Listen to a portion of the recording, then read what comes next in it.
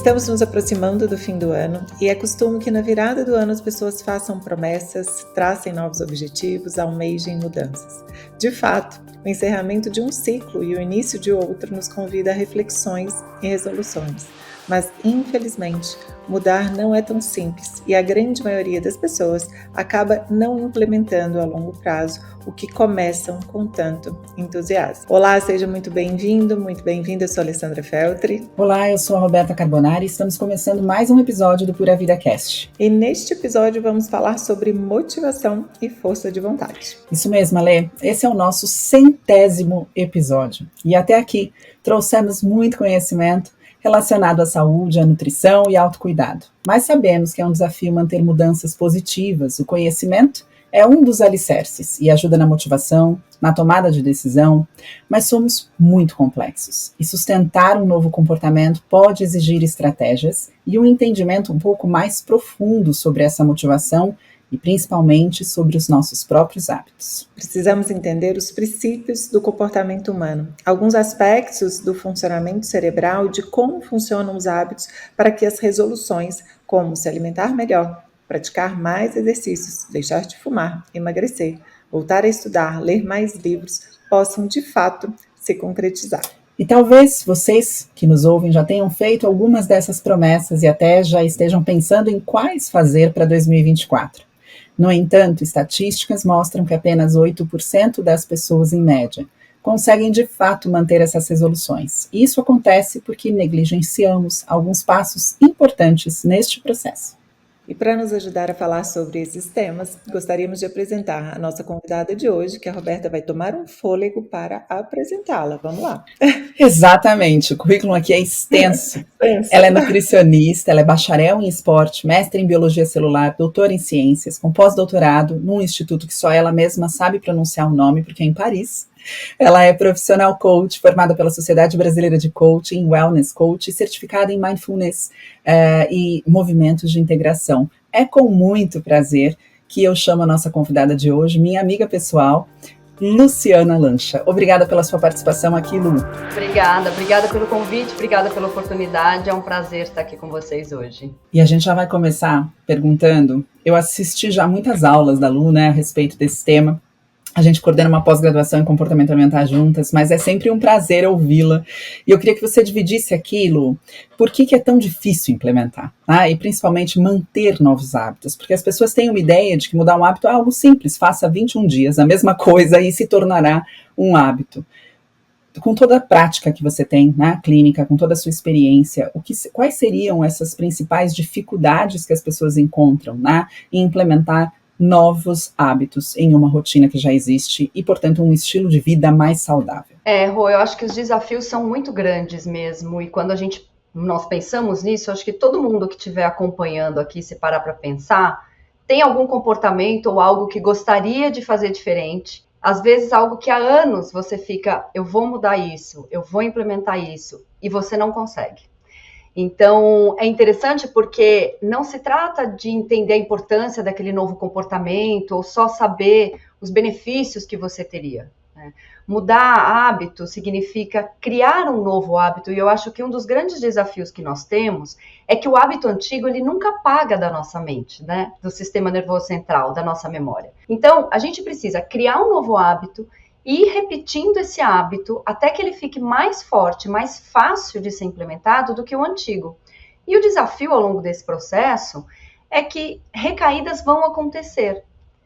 E sem que a gente perceba, a gente está de novo repetindo um comportamento anterior. E isso vai desde uma mudança de um padrão do estilo de vida, alguma coisa que a gente queira melhorar, por exemplo, no gerenciamento da nossa saúde, até muitas vezes a forma de se comunicar com as pessoas, né, na nossa vida pessoal, ou questões que a gente tem de comportamentos que às vezes não tem a ver com o gerenciamento da saúde, que nós gostaríamos de mudar, e quando a gente percebe, a gente está de novo recaindo num hábito antigo, porque ele é muito enraizado, né? Eu sempre dou esse exemplo, é como se fosse um hábito, é algo que a gente faz sem ter que ativar o córtex cerebral, né? Quem nunca aqui saiu de casa sem saber se tinha apagado a luz, se parou o carro no estacionamento e trancado a porta, se trancou o carro, se apagou o fogão, Porque são coisas que a gente faz sem estar conectado, sem estar usando o nosso córtex cerebral.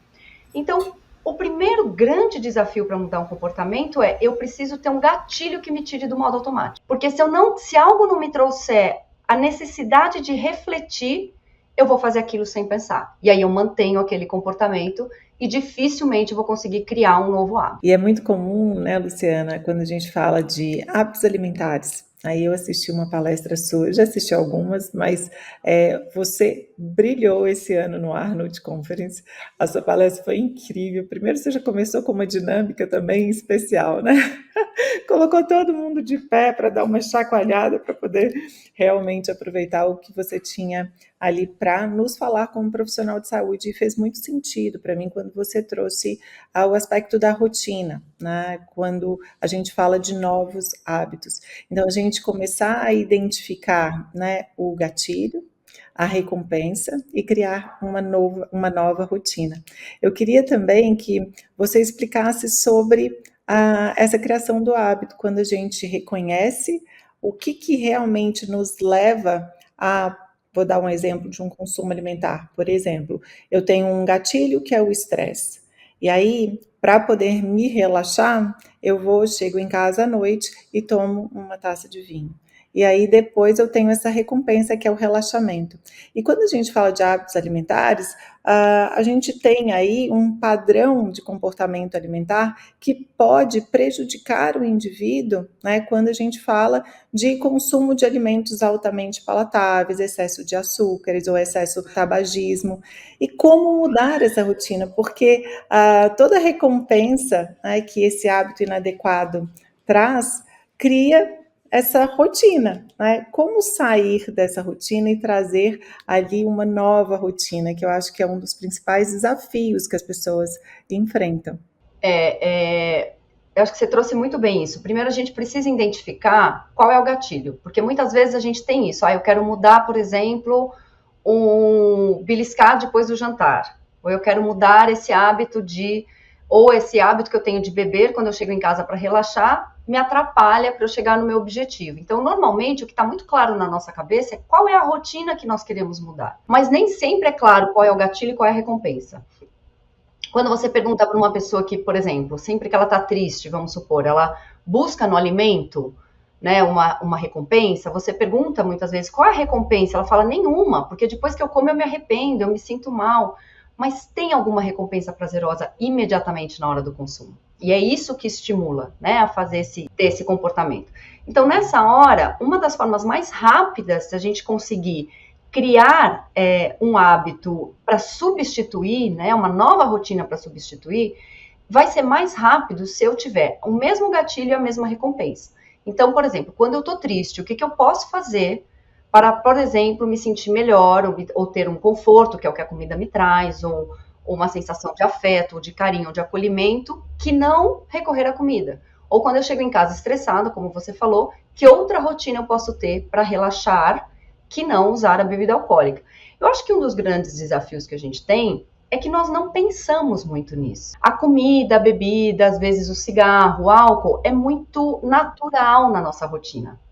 Muitas vezes, por exemplo, quando a gente tem um bebê pequeno e ele chora, a primeira coisa que vem na cabeça da mãe é fome. Se depois não resolve com o peito ou com o leite, é que ela passa a procurar outras alternativas. Será que é cólica? Será que é alguma outra coisa? Será que é algum desconforto? Então, é muito interessante se colocar essa pergunta. E quando eu pergunto para os pacientes, né, o que mais te relaxa, por exemplo, além de beber, o que você poderia fazer quando você chega em casa? Além de usar bebida para relaxar, vem coisas muito variadas. Por exemplo, eu já ouvi, sair para dar uma volta com meu cachorro, tomar um banho, ouvir uma música, tocar meu instrumento favorito, dar o jantar para as crianças para depois eu poder sentar e jantar tranquilo com a minha esposa.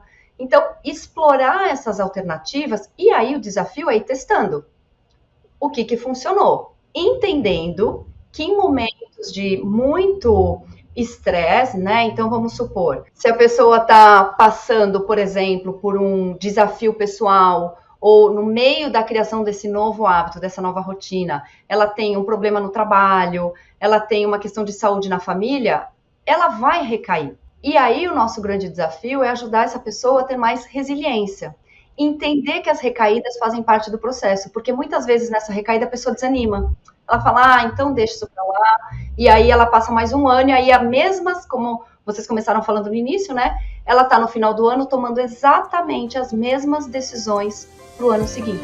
Eu lembro que eu tinha uma paciente bastante resistente justamente por essa questão. Ela falava, eu até consigo, mas não consegue ficar para sempre. Aí eu falo, tudo bem, mas quantas vezes você sente que você falhou? Né? A quantidade de vezes que ela falhava não era superior à quantidade de vezes que ela tentava e conseguia.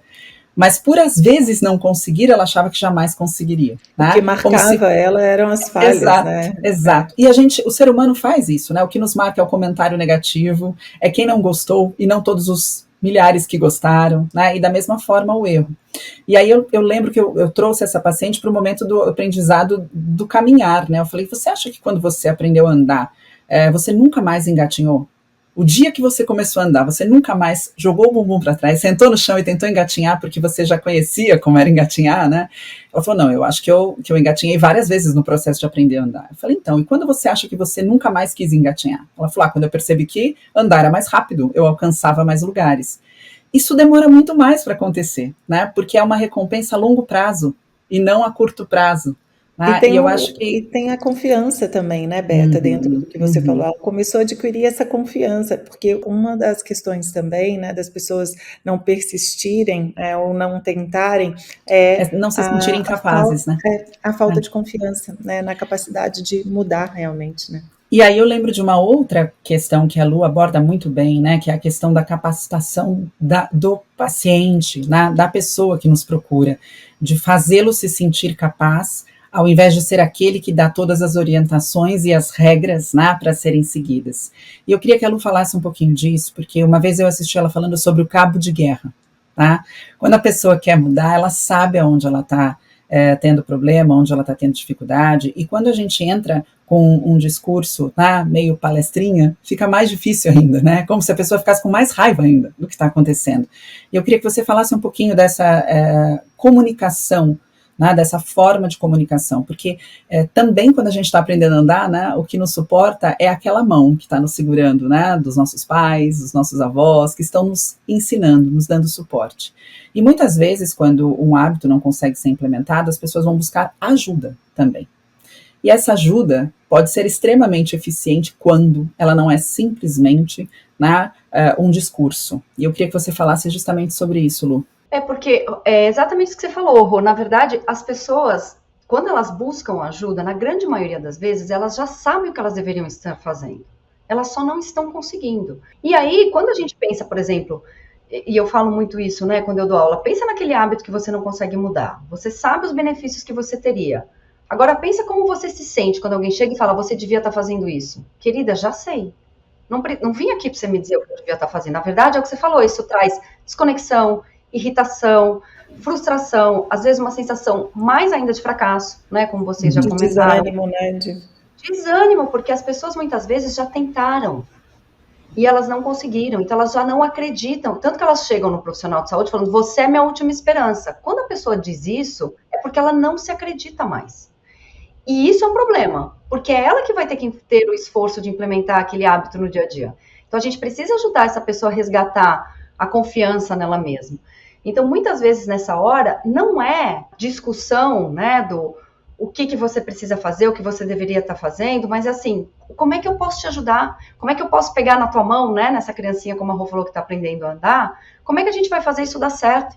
Quais os gatilhos a gente pode colocar? Quais são os lembretes? De que forma a gente consegue buscar alternativas? E não, é o que eu sempre falo, uma pessoa que fuma, ela sabe que o cigarro faz mal, ninguém precisa dizer isso para ela. Uma pessoa sedentária sabe que devia fazer atividade física. Nós sabemos comportamentos que nós devíamos mudar e não conseguimos. Então, nessa hora, quanto mais a gente fala sobre isso, mais a gente cria resistência, na verdade. Acho que todo mundo, eu sempre falo isso quando eu estou dando aula, né, ou falando com profissionais de saúde, todo mundo já tentou mudar alguém em casa. Um pai, um irmão, um tio, um primo, um filho. Quanto mais você falou, pior ficou. Porque maior foi essa resistência. E aí tem um lance importante disso que a gente está falando da mudança de hábito, que é o seguinte, para a pessoa conseguir encontrar essa parceria e essa ajuda, ela tem que sentir que a pessoa que está ali junto com ela não está julgando, não está cobrando, não está apontando o dedo. Porque senão, a pessoa que está tentando mudar o comportamento, ela não expõe as suas vulnerabilidades. Ela não expõe as suas fraquezas, os seus defeitos, as suas falhas. Porque ela não vai, né? Tem um ditado que fala que você não deve expor as feridas, porque os abutres só atacam aves feridas. Então, assim, se ela está vendo que tem ali uma pessoa que está pressionando, cobrando, apontando o dedo, pronta para falar, mas eu te avisei que isso ia acontecer, ela não vai se expor. Enquanto ela não consegue expor os desafios, os medos, as fraquezas e as vulnerabilidades, a gente não vai conseguir ajudar essa pessoa. Então, a primeira forma da gente conseguir, quando alguém vem pedir ajuda, é justamente criar essa conexão, né? Entender o que você já tentou, o que deu certo, o que não deu certo, quais são seus medos, quais são os seus maiores desafios. E aí, vale também isso que vocês estavam falando, né, de que marca muito mais o ser humano as coisas ruins do que as boas, e isso é para tudo, né? Tanto que a gente vê capa de revista, capa de jornal, elas vendem muito mais, infelizmente, quando as notícias são catastróficas, e não quando as notícias são boas. E isso a gente vê no nosso dia, como a Rô falou, às vezes a gente tem milhares de comentários positivos, fica martelando na tua cabeça um negocinho negativo que alguém falou, né? Então, isso tem muito a ver com um diálogo interno que a gente normalmente tem, que é muito mais rigoroso com nós do que com o outro. Então, um exercício que eu faço muito com os pacientes ou com as pessoas que pedem minha ajuda, que estão nesse momento de recaída e que vem falando, ai, eu fiz tudo errado, eu não tenho disciplina, e estão dando muito mais valor para coisa ruim, eu sempre peço para ele colocar numa terceira pessoa, né? Então, por exemplo, no caso da paciente da Rô, se fosse uma amiga sua que viesse te relatar tudo que aconteceu até agora, todas as vezes que ela conseguiu, todas as vezes que ela não conseguiu, o que você diria para essa amiga? E o diálogo com o outro, o discurso com o outro, ele é sempre muito mais acolhedor, motivador, empático. Então, ajudar essa pessoa a pôr em perspectiva e ela perceber que muitas vezes o rigor que ela está exigindo com ela não faz sentido, porque ela não exigiria isso com ninguém em volta dela, também faz com que ela fale, não, peraí, não está tudo perdido, vamos lá, vamos dar um próximo passo, vamos tentar mais uma vez. Então, é uma construção muito mais complexa, né, do que simplesmente vai lá e faz. Tem muitas coisas envolvidas aí. E você fala bastante da escutativa, né, Lu? E eu gostei uma vez que eu ouvi você falar que a escutativa não é só você escutar o que o paciente fala, mas é você deixá-lo se escutar, né, para que ele possa chegar às próprias conclusões também, porque como a gente sabe o que poderia ser feito, né, como profissionais da saúde, para tentar resolver a questão, a gente tem o ímpeto de sugerir e muitas vezes sugestionar, né, que é muito diferente de conduzir e fazer uma condução ali a quatro mãos de uma solução. Para quem está nos ouvindo, né, qual seria a dica para essa questão, né? Eu sei que essa dica pode durar 1 hora, eu sei se a gente for entrar a fundo, né? Mas, por exemplo, eu tenho uma questão que eu quero mudar, né? Como eu posso conduzir esse diálogo comigo mesmo, né? E você falou a primeira coisa, né? A primeira coisa é falar, entregar a verdade, se abrir e expor essa vulnerabilidade. Aconselhar-se como se você estivesse aconselhando uma pessoa que você ama muito, porque daí você vai fazer com compaixão também, tá? Na hora que você falou sobre escutativa, eu logo pensei já no que ela tinha acabado de falar sobre falar para uma amiga, né? É uma forma de você também se escutar. Se escutar, exato. Escutar você se aconselhando, né? Mas tem uma palavra que eu acho importante a gente trazer aqui, porque ela está na boca de 10 né, profissionais, na verdade, ou não só profissionais, né, mas influenciadores, que é força de vontade. Para você mudar, você tem que ter força de vontade. E alguns pesquisadores, inclusive, colocam a força de vontade como um recurso limitado, né, porque nem sempre você vai estar com vontade de fazer aquilo que você se prontificou a fazer. E eu queria que você falasse um pouquinho sobre isso, porque você fala muito bem sobre isso. É interessante isso da escuta, né, Rô, porque acho que a gente vive hoje numa sociedade que quer falar, não quer ouvir, né? Então, todo mundo quer falar pelas mídias, falar, né, a gente quer falar, a gente está treinado a falar e não a ouvir. Então, as pessoas estão carentes de serem escutadas. E isso é um exercício tão importante, quem já fez terapia sabe, né, a importância que é muitas vezes você se ouvir em voz alta. E quando você, por exemplo, consegue, né, sendo um profissional de saúde, deixar o paciente falar, que hoje a gente sabe que o profissional de saúde ele interrompe a cada 15 segundos um paciente, e ao mesmo tempo um paciente que entende a importância disso, muitas vezes você ouve o paciente falando assim, nossa, agora que eu tô te falando isso, é que eu percebi tal coisa. Então, essa fala em voz alta, ela é super importante para uma internalização do processo, para uma elaboração das ideias, para um distanciamento, porque é tão maluco, porque tá tudo na cabeça, mas a hora que você, de alguma forma, põe para fora, então, muitas vezes, se a pessoa que está escutando a gente aqui não tem com quem falar, põe no papel, escreve. Porque só o fato de tirar da cabeça e colocar num papel vai ajudar a elaborar melhor a ideia, a trazer mais clareza daquilo que está acontecendo, a enxergar de uma forma diferente do que quando está tudo confuso aqui na mente ao mesmo tempo. Então, essa, na verdade, ela escuta, ela é muito do conseguir se auto-escutar, ou seja, através de uma escrita, ou seja, realmente falando com alguém, onde você consegue realmente se abrir, para que você consiga, de alguma forma, elaborar isso e entender que essa coisa da força de vontade é muito interessante, né? Porque as pessoas falam disso como se fosse uma coisa matemática, né? Você tem ou você não tem. Não é matemática, né? Eu sempre falo isso. Muita gente, por exemplo, na época da pandemia, tinha uma super força de vontade, estava super engajada em programas de atividade física, de dieta. Veio a pandemia, toda a força de vontade que a gente tinha virou para uma outra coisa. Como é que a gente vai viver desse jeito? Como é que a gente vai se adaptar? O que vai ser da nossa vida? Então, assim, faz mais sentido pensar o seguinte, o reservatório de força de vontade é para o indivíduo como um todo. Se alguma coisa, de alguma forma, está sugando aquilo, eu estou tendo que lidar com um desafio na minha vida pessoal, ou eu estou tendo que lidar com um desafio no meu trabalho, ou eu estou tendo que ajudar alguém da minha família que está doente, acabou. Na hora que você chega no final do dia, olha para sua dieta, você fala, ai, agora deixa, eu mereço. E eu mereço mesmo, porque assim, às vezes a gente passa por momentos assim. Então, eu acho que o que a gente precisa olhar aí, com um olhar um pouco mais, não gosto muito dessa palavra, mas não é humanizado, mas é com mais empatia, com mais compaixão, muitas vezes, dependendo do momento que a pessoa está vivendo, qual é o melhor que eu posso fazer hoje? Porque, infelizmente, as pessoas migram do perfeito para o não estou fazendo nada. Quando as pessoas conseguem entender que, tá bom, não dá para ser perfeito, eu não preciso migrar para outro extremo. Dentro dessa situação, qual é o melhor? Então, desde coisas simples, do tipo, eu estou no aeroporto, o voo atrasou, qual é o melhor? Eu não vou conseguir seguir a minha dieta, mas qual é a melhor escolha que eu tenho para fazer aqui na minha alimentação? Até questões relacionadas ao exercício. Nossa, não vou descer hoje para treinar porque eu tenho 20 minutos. Eu não tenho uma hora. Vai! Porque o 20 minutos funciona mais do que uma hora. Então, ajudar também as pessoas a entenderem que essa força de vontade, ela não precisa te levar para o perfeito, ao extremo, mas que ela te leve para que você consiga continuar se movimentando. Eu não tenho uma hora, eu tenho 20 minutos, faz. Porque se você não faz, no dia seguinte você fala, putz, eu não fiz nada. Enquanto que se você fez 20 minutos, no dia seguinte você fala, não, peraí, mas eu fiz 20 minutos, então hoje eu consigo mais 20. Então, desconstruir essa busca por uma mudança de comportamento, uma criação de hábito perfeita. Porque aí ela vai ser sempre insustentável. Isso.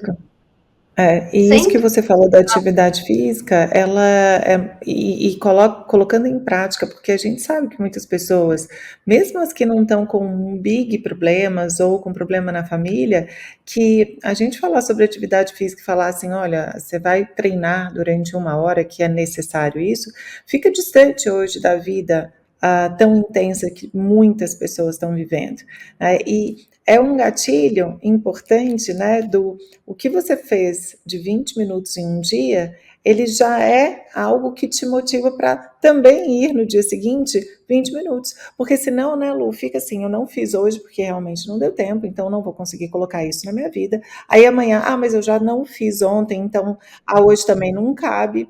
Porque a sensação e o exemplo da atividade física vem muito bem aqui agora, que é a sensação pós-atividade física, por toda a liberação hormonal que ela favorece, é que já vai te trazer um gatilho importante para os dias seguintes.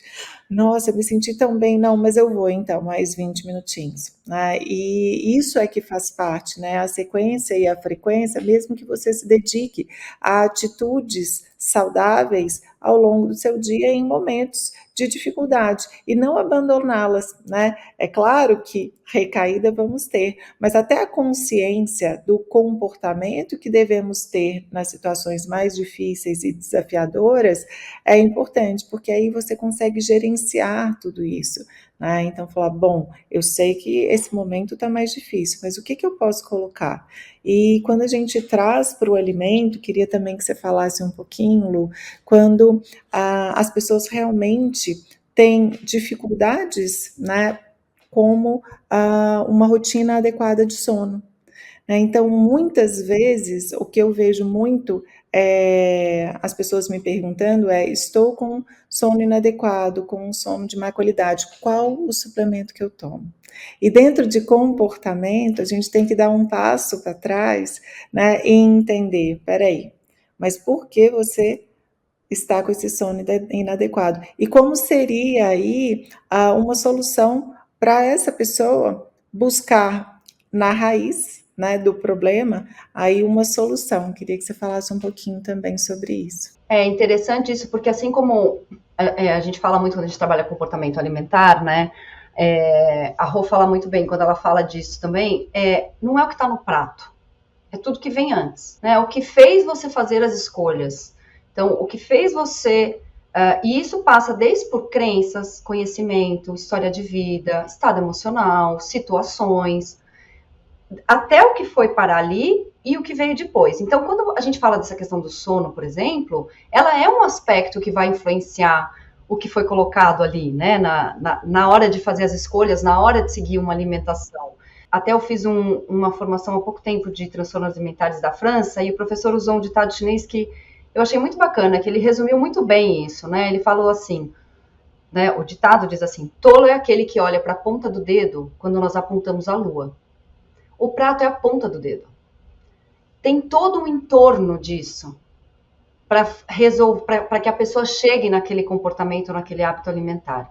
E ontem mesmo eu estava atendendo uma paciente que ela falou assim, olha, eu não estou conseguindo dormir, eu fico agitada, eu acabo indo jantar 9h30 da noite, aí eu fico acordada até 1h30 da manhã, e aí eu acabo tendo fome, e eu vou beliscar, e aí ela falou, como é que eu faço? Qual é o melhor horário para eu jantar? E a minha pergunta foi, o que está acontecendo à tarde? Por que seu jantar está indo tão para longe? E ela falou, meu pai está internado em Minas Gerais, eu recebo as últimas atualizações do estado de saúde dele às 5 da tarde, eu não consigo jantar antes, porque eu ainda estou deglutindo o que está acontecendo com ele, que é um estado muito grave. E aí isso acaba atrasando o meu jantar, eu não consigo dormir, porque eu continuo processando as informações. E aí eu falei para ela, tem algum jeito da gente mudar isso? Porque não adianta eu falar para ela, você tem que jantar até as 8. A rotina, o que está acontecendo antes desse horário do jantar, está fazendo com que ela não consiga comer. Então não é sobre alimentação, sobre o que está no prato. De novo, é uma coisa muito maior, né? E aí ela falou, Lu, você tem toda a razão, eu estou conectada 24 horas por dia nisso e não muda nada, porque eu não tenho controle sobre o que está acontecendo com meu pai. Eu posso tentar me atualizar até a hora do almoço, e aí eu deixo um aviso, olha, se acontecer alguma coisa urgente, me liga. Mas eu mesmo tentar me desconectar um pouco, para eu conseguir jantar melhor, para eu conseguir digerir tudo que está acontecendo até a hora da noite, para eu conseguir dormir melhor, para eu conseguir começar o dia bem. Porque aí entra num ciclo, acorda cansado, não vai para academia, não faz atividade física, se sente pior, a dieta... Entra tudo num ciclo, né? Então, nessa hora, assim, o que ela entendeu, por exemplo, foi exatamente isso, o que vinha antes. Então, muitas vezes, essa questão do sono é entender como é que está essa rotina do sono. A pessoa está indo, por exemplo, para a cama com o celular, está fazendo o que antes de dormir? Quais são os hábitos ou as atitudes que ela tem no dia a dia na rotina dela para ela relaxar antes de ir para a cama? É muito mais complicado, mas é óbvio, né? Que é isso que você falou. As pessoas falam assim, o que eu tomo? Sempre querem uma solução mais fácil, porque você olhar para si, você parar e olhar, falar, peraí, o que eu estou fazendo? É o que da minha rotina eu tenho que tomar as rédeas para tentar mudar. Exatamente. Quais programas eu estou assistindo de TV à noite? Por exemplo, eu lembro um exemplo simples. O Lancha teve uma época que ele adorava assistir jogo de futebol. Ele não dormia quando tinha jogo de futebol do São Paulo à noite. Se era porque ganhava e acabava 11h30 da noite, era porque ele ficava mega... perdia, ele ficava arrasado. Perdia, ele ficava arrasado. Chegou uma hora que ele falou, não assisto mais, vou saber o placar no dia seguinte, só no final de semana. Então, é entender um pouco, né, como é que está essa rotina e o que isso está trazendo para tentar realmente agir na raiz do problema e não tentar um paliativo.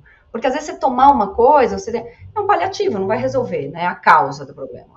Ai, ótimo, porque isso também, ultimamente, o que eu tenho pego de paciente que não dorme bem, mas e pequenos ajustes antes da suplementação, essa suplementação pode até existir, né, Lu? Ela não é excludente, mas ela não será suficiente se a causa raiz não for ali removida ou identificada e promovida uma mudança ali, né?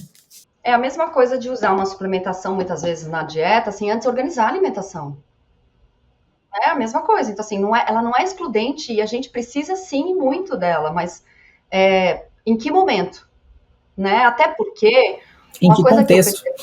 Em que contexto? Porque uma coisa que eu percebo muito na minha prática clínica também é que a hora que você entrega um suplemento, muitas vezes o paciente ele terceiriza a responsabilidade da solução daquele problema para o suplemento. Então, aquela liçãozinha de casa que ele devia fazer, ele também não faz.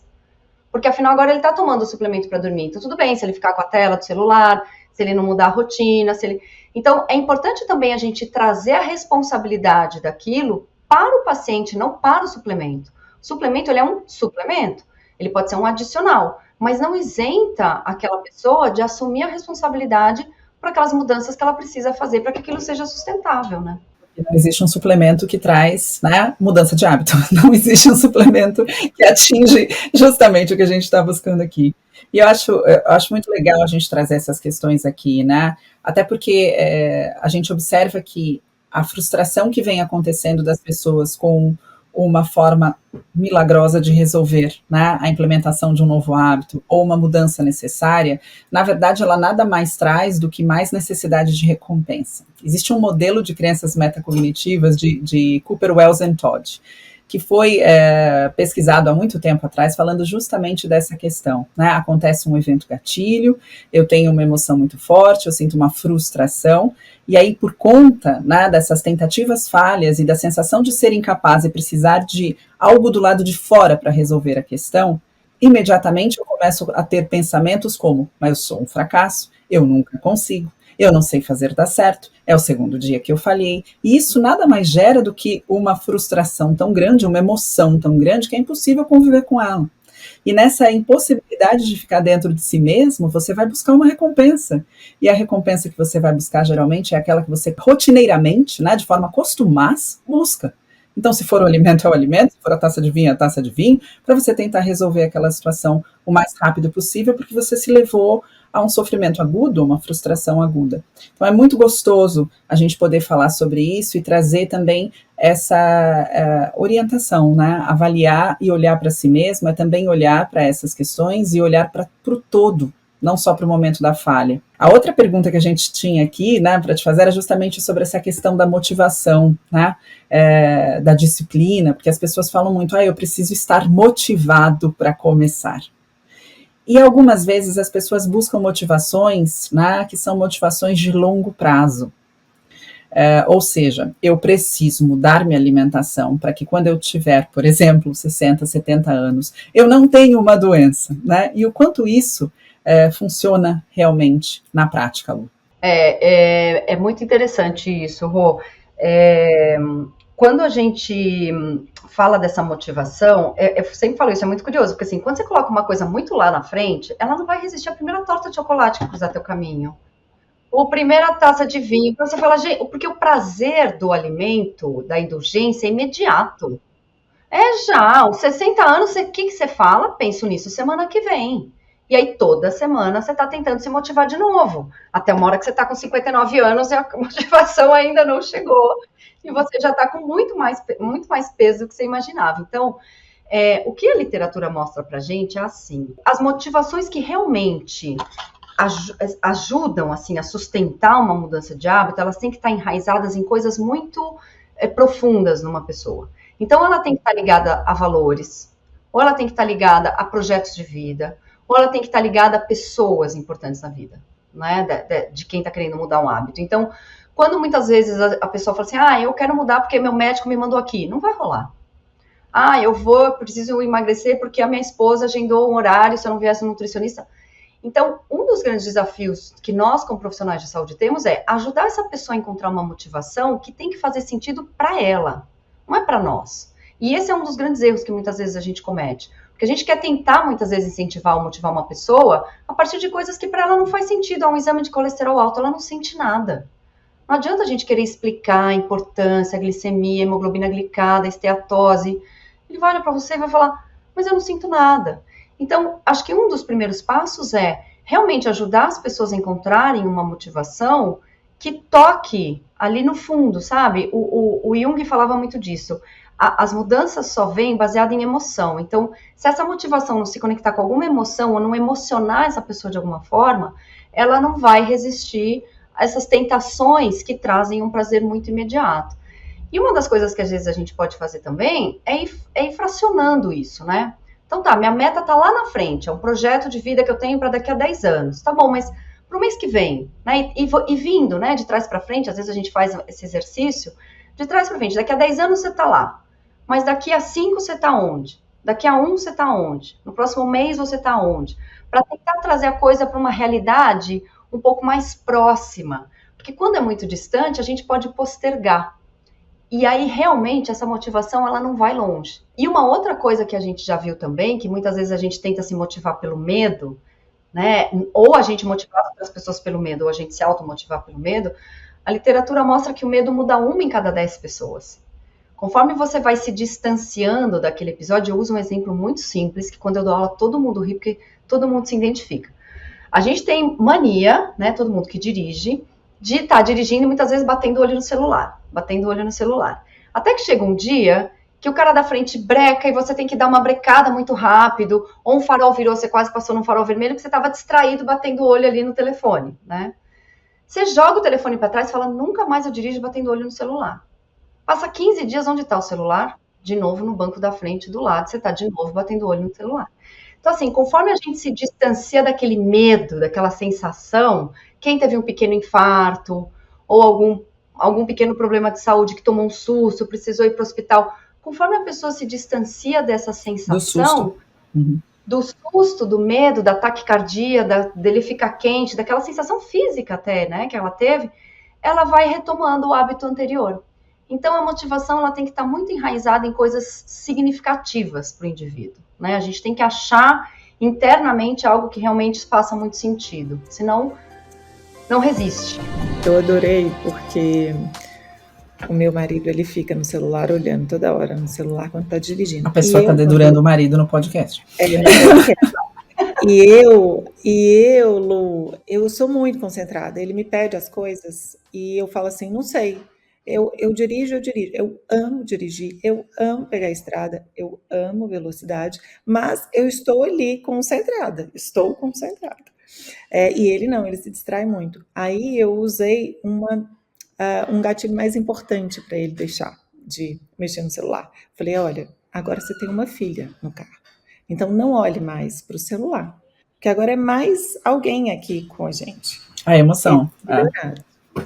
Então eu só coloquei uma coisa mais importante na vida dele para ele poder realmente falar assim, gente, porque é isso?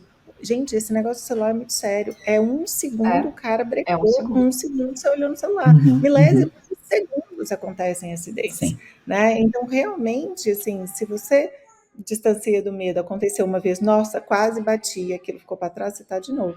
Aí eu fui e coloquei a Pepezinha, tipo, ó, agora a gente tem a Pedra. Então você enraizou a motivação dele em algo que é muito importante para ele. É muito importante, exatamente. Que é a filha, a vida da filha. Porque esses hábitos a gente tem, e é tão idiota, porque assim, não tem nada que você tenha que realmente resolver na hora que você está dirigindo. Não tem. É simplesmente a mania. Pegar no telefone, ou de olhar o celular. Essa coisa de olhar o celular é muito também hábito. Às vezes você fala uma pessoa, deixa eu te falar uma coisa, a pessoa já pega o telefone, você fala, não, mas não entendi. Porque é o hábito de pegar o telefone, é o hábito de olhar, fala, não, mas é comigo a fala, não é com o telefone. Então, se a gente não vai criando, de repente, gatilhos ou coisas que vão tirando a gente disso, fica muito sem raciocinar, né? Fica muito automatizado. Quem conhece a Luciana sabe que ela realmente, a hora que ela tá falando, se alguém pega o celular, ela fala, eu preciso esperar você terminar? Ela fala isso. Para os amigos, do tipo, ela lembra todo mundo, a gente está junto à mesa para conversar. Então, por favor, abaixem os celulares, né? E é impressionante uma coisa que você traz também, Lu, que eu gostaria que fosse uma mensagem final. Aqui a gente podia ficar falando mais 1 hora, mas nosso tempo está acabando. Que é, a gente não consegue ser diferente em uma coisa só, se a gente não for assim na vida, né? Se a gente não trouxer esse hábito para a vida. Então, eu não vou conseguir falar de uma forma extremamente acolhedora e fofa se todos os dias eu falo com as pessoas que estão ao meu redor diferente disso. Eu não vou conseguir ser extremamente educada em uma determinada situação se eu costumo usar de má educação na maior parte do tempo. Eu não vou conseguir, né, mudar a minha alimentação num determinado momento se eu decidi que todos os demais, isso não vai funcionar, né? Quando a gente fala, não, eu como bem de segunda a sexta, mas de final de semana eu não vou nem pensar nisso, né? O quanto é difícil a gente não mudar realmente, né? Ou não alterar determinados comportamentos que não vão ser utilizados em situações específicas, mas vai ser o comportamento que a gente quer adotado perante a vida.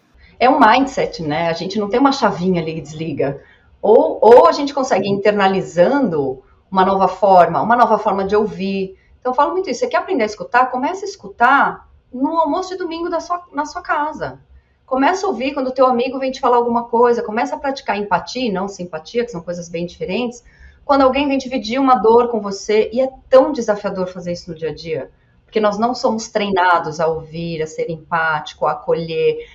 Nós, como profissionais de saúde, ainda pior, porque nós somos treinados a entregar a solução. A pessoa está pronta para ouvir a solução? É isso que ela quer? Né? Então, assim, começar a praticar essas coisas no dia a dia, eu não vou conseguir ser uma pessoa, por exemplo, que me desconecto do telefone, e isso é uma coisa que a gente vivencia muito, né? Eu e a Roger, a gente tem uma relação de amizade muito próxima, mas a gente, quando tá juntos, a gente não pega, a gente é capaz de entrar a gente não tem foto. 5 horas, não tem uma foto, porque a gente não pega o telefone. A não ser que a gente precise resolver uma coisa, não pega. Então, assim, por exemplo, na minha casa, o celular não entra onde é a mesa onde a gente come. Na minha casa, o celular não entra no quarto. Ele não entra, fica carregando no escritório. Às vezes, perdi o sono no meio da noite, quero pegar uma meditação, venho especificamente, pego uma meditação e ponho. Mas, assim, se de verdade a gente não for incorporando essas mudanças, não tem um botãozinho liga e desliga. Né? Então, agora eu consigo pensar, agora eu não consigo pensar. Eu falo que é uma mudança... quando a gente fala de mudança de hábito, de comportamento, é um mindset mesmo, né? É um revisitar valores, é um revisitar crenças, muitas vezes é um revisitar história de vida, porque a gente incorpora hábitos que você não sabe nem de onde veio. Quando você para e fala, onde é que eu aprendi a fazer isso? De onde isso veio? Então, essa mudança, ela é muito mais profunda, e eu acho que é isso que muitas vezes dificulta as pessoas, porque não é a tal da mágica, que todo mundo quer, né? Uma coisa mágica, uma receita mágica, um cardápio mágico, uma pílula mágica, uma biota do magro, uma coisa, né? Não é, ela é uma coisa muito mais complexa e realmente isso exige, como a Rô falou, uma vigilância, né? De você realmente ir internalizando e conseguindo mudar esse comportamento e ficar prestando atenção, criando gatilhos. Eu acho que... E isso também é bacana, porque na hora que você vai conseguindo fazer isso, a gente vai entrando naquilo que vocês duas falaram, né? De aumentando a confiança. Peraí, eu tô conseguindo mudar um hábito, tô conseguindo sustentar esse novo hábito, que é o que a gente chama de autoeficácia. Então a pessoa vai resgatando, e isso é super importante, que é o tal do locus interno de controle, né, Rô? Sim. Quando a pessoa confia que ela é capaz. E isso vai fazendo com que realmente ela continue andando na direção certa. O que eu acho que é um desafio é ajudar as pessoas a entenderem que não precisa ser rápido, que não dá muitas vezes para ser rápido. Mas que é como um navio, né? A mudança de direção de um navio, não de um carro. Você vai fazendo pequenos movimentos até que você consiga colocar ele na direção que você quer ir. Que delícia, que felicidade ter você aqui com a gente, compartilhando todo esse seu conhecimento. É uma alegria ter você aqui no 100º episódio, olha que maravilhoso, né? Um marco aqui do nosso... Chique, né? Um marco aqui no nosso podcast. Sensacional, Lu, é sempre bom te ouvir, assim, sou aluna e serei eterna aluna, porque realmente você está de parabéns aí com toda a sua entrega e doação aí, principalmente nesse âmbito de comportamento alimentar, que é uma especialidade que Eu não me aprofundei, então eu me aprofundo com você e com a Rô. Aonde eu posso, é assim que eu vou me atualizando nessa especialização, que é em congressos onde vocês estão. Eu sempre sou uma aluna ali, ouvinte, mas de grande valia aí todos os conhecimentos. Obrigada. Obrigada pela oportunidade. Obrigada, Rô. Prazer sempre estar com você, querida. Prazer o nosso. E querido ouvinte, eu espero que você também tenha aproveitado e fique muito à vontade para compartilhar esse episódio com outras pessoas. Caso você tenha gostado desse momento, pode também divulgar o programa para mais pessoas ao avaliá-lo em sua plataforma favorita. De preferência, 5 estrelas e agora com um like aqui nesse vídeo. Isso mesmo, Ale. Esperamos vocês no próximo episódio repleto de valiosos ensinamentos. Esse foi mais um episódio do Pura Vida Cast, um novo caminho para te nutrir com as escolhas mais saudáveis. Beijo, Beta, beijo, Lu, beijo a todos os ouvintes. Tchau, tchau. Beijo, Ale, beijo, Lu, beijo aos nossos ouvintes e até a próxima.